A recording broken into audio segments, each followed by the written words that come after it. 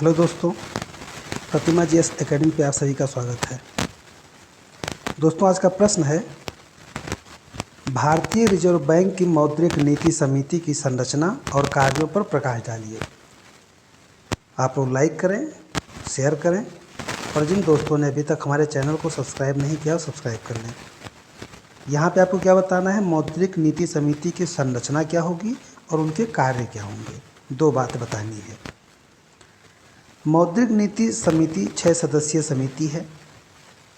इसका गठन केंद्र सरकार द्वारा भारतीय रिजर्व बैंक अधिनियम 1934 की धारा 452 बी के तहत किया गया है।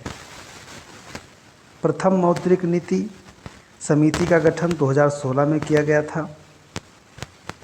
इनकी संरचना क्या क्या है,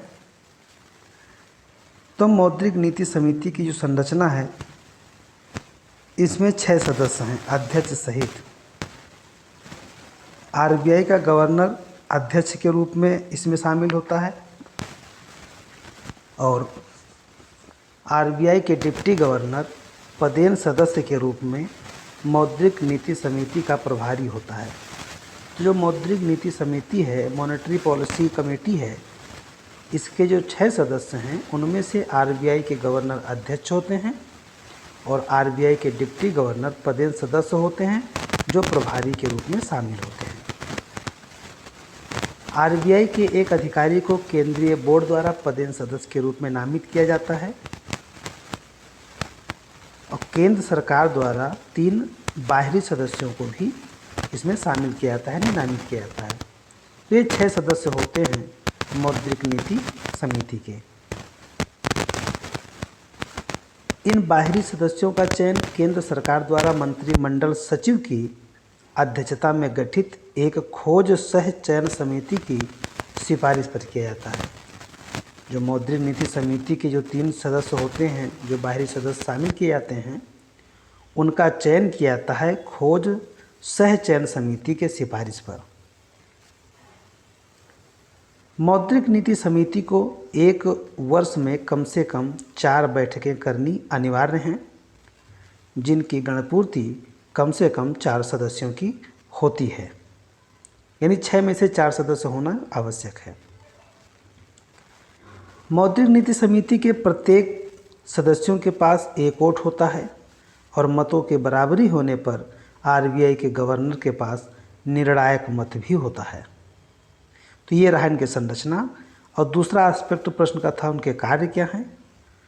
तो मौद्रिक नीति समिति के कार्य हैं, भारतीय रिजर्व बैंक की मौद्रिक नीति समिति के प्रमुख कार्य निम्नलिखित हैं।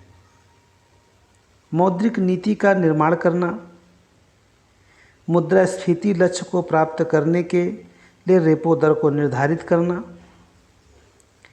कीमत स्थिरता को बनाए रखने के लिए नीति तैयार करना, यानी मौद्रिक नीति का निर्माण करना, मुद्रास्फीति लक्ष्य को प्राप्त करने के लिए रेपो दर को निर्धारित करना।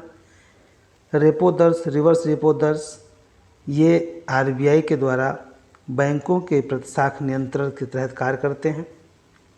कीमत स्थिरता को बनाए रखने के लिए नीति तैयार करना, आर्थिक समृद्धि को सुनिश्चित करने के लिए नीति तैयार करना और रिपोर्ट का प्रकाशन करना।